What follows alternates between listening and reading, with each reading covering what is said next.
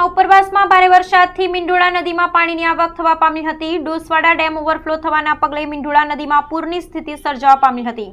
બારડોલી નગરના તલાવડી વિસ્તારમાં લોકોના ઘરોમાં પાણી ઘૂસ્યા હતા। બારડોલી કોર્ટની સામે આવેલ વસાહતની અંદર પાણી ઘૂસ્યા। જૂનાગઢ ગિરનાર પરનો રોપવે સતત બીજા દિવસે પણ બંધ રખાયો હતો।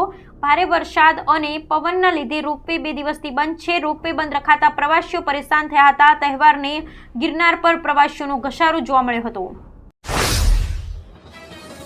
ઉપરવાસમાં ભારે વરસાદને કારણે વડોદરાની વિશ્વામિત્રી નદી બે કાંઠે વહી રહી હતી। આજવા સરોવરમાં પાણીની આવક વધતા 62 દરવાજા ખોલાયા હતા। ડેમના દરવાજા ખોલી પાણી છોડવામાં આવ્યું હતું। વિશ્વામિત્રી નદી કાલાઘોડા સર્કલ પાસે 18 ફૂટના લેવલે પહોંચી હતી। વિશ્વામિત્રી નદીનું ભયજનક લેવલ 29 ફૂટ છે। હવામાન નિષ્ણાંત અંબાલાલ પટેલની આગાહી સામે આવી છે। અંબાલાલ પટેલે રાજ્યમાં હાલમાં 1 થી 3 ઇંચ વરસાદની શક્યતા વ્યક્ત કરી છે। આ સાથે આગાહી કરી છે કે કેટલાક ભાગોમાં ભારે વરસાદ આવી શકે છે। તેમણે કહ્યું કે રાજ્યમાં 28 ઓગસ્ટ સુધી વરસાદ રહેશે। આ સાથે ઉત્તર ગુજરાતમાં ભારેથી અતિ ભારે વરસાદ આવી શકે છે તો નદીઓમાં પૂર આવવાની શક્યતા રહેશે। નાસાએ જાહેરાત કરી છે કે તે ફેબ્રુઆરીમાં સ્પેસ સ્ટેશનથી સુનિતા વિલિયમ્સને પૃથ્વી પર લાવશે। આ માટે તે સ્પેસ એક્શનના ડ્રેગન ફ્રૂ કેપ્સ્યુલની મદદ લેશે। સુનિતા અને બુચ વિલ્મોર ક્રૂ 9 સાથે પૃથ્વી પર પાછા ફરશે। સુનિતાને પૃથ્વી પર લાવવા માટે બોઈંગના સ્ટારલાઇનરનો ઉપયોગ કરવામાં આવશે નહીં। હિઝબુલ્લાહે રવિવારે ઇઝરાયેલ પર 150 થી વધુ રોકેટ છોડ્યા હતા।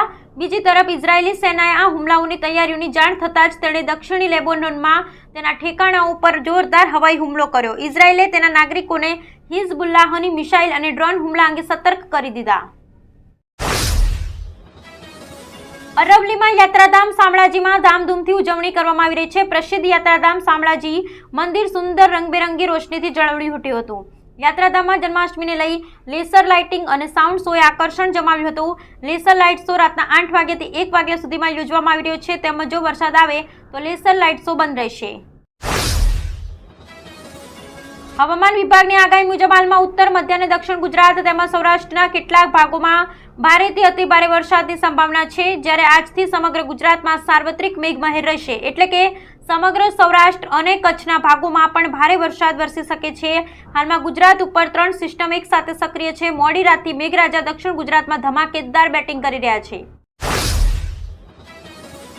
ઇન્સ્ટન્ટ મેસેજિંગ અને કોમ્યુનિટી એપ ટેલિગ્રામના ફાઉન્ડર અને સીઈઓ પાવેલ દુરોવની શનિવાર સાંજે પેરિસની બહાર બોર્ગેટ એરપોર્ટ પર ધરપકડ કરવામાં આવી હતી। ફ્રેન્ચ મીડિયાના અહેવાલ અનુસાર દુરોવ પોતાના પ્રાઇવેટ જેટમાં ફ્રાન્સ પહોંચ્યા હતા।